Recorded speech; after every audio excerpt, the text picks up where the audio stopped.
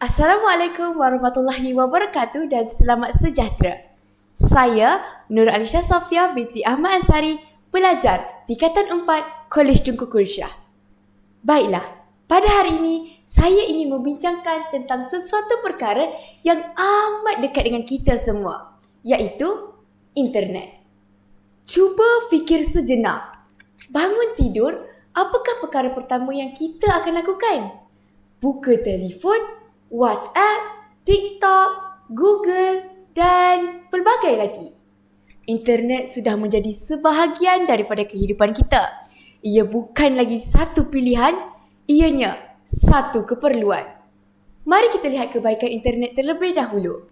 Internet memudahkan hidup kita. Maklumat boleh diperoleh dalam beberapa saat sahaja. Pelajar boleh belajar secara dalam talian. Pekerja boleh bekerja dari rumah. Peniaga kecil boleh berniaga tanpa memerlukan kedai yang besar. Internet juga menghubungkan kita. Dengan satu klik, kita boleh bercakap dengan keluarga yang jauh di luar negara.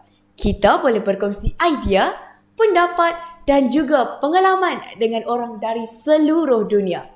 Pendek kata, internet menjimatkan masa, tenaga dan kos. Tetapi hadirin sekalian, setiap kebaikan pasti ada keburukannya. Keburukan internet sering kita abaikan kerana terlalu selesa. Kita terlalu bergantung kepada internet.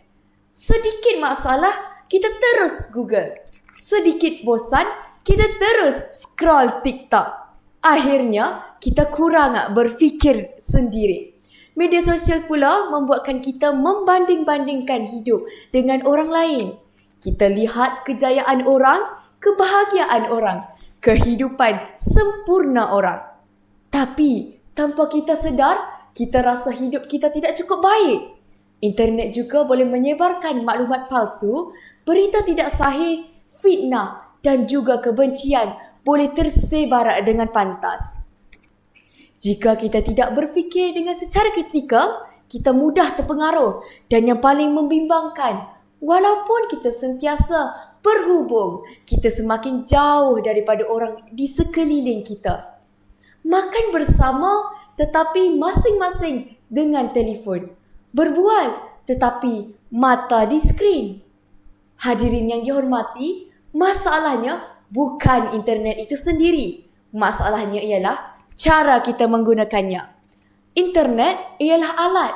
Ia boleh membina dan ia juga boleh merosakkan.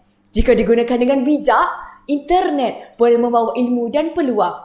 Jika disalahgunakan, ia boleh membawa ketagihan dan perpecahan.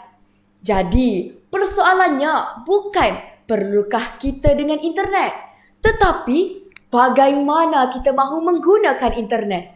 Gunakan internet untuk belajar, bukan sekadar hiburan. Gunakan internet untuk berhubung, bukan menjauh.